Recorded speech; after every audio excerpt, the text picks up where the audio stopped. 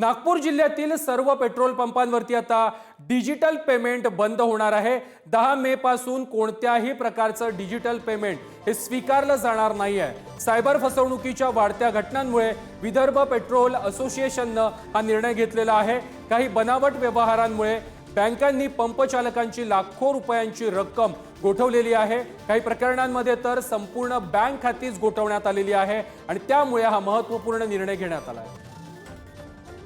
10 तारखेपासून digital payment बंद करण्याचा निर्णय घेतला आहे, कारण आमचे 25 ते 30 डीलरच्या अकाउंटमध्ये लीन लावलेला आहे बँकांतर्फे आणि बँकांना हे नॅशनल सायबर क्राईम पोर्टल द्वारे इन्फॉर्मेशन आली आहे की या अकाउंटमध्ये लीन लावा किंवा अकाउंटला फ्रीज करा। आता 2 डीलरचे अकाउंट फ्रीज झालेले आहे। हे आम्हाला व्यवसाय करणं कठीण झालंय, त्याच्यामुळे आम्हाला हा निर्णय घ्यावा लागत आहे। नाही तर यूपीआय आणि ट्रान्झॅक्शनला आमची काही मनाई नव्हती। आता मागच्या 5 वर्षापासून खूप मोठ्या प्रमाणात सगळे ट्रान्झॅक्शन सुरू आहे।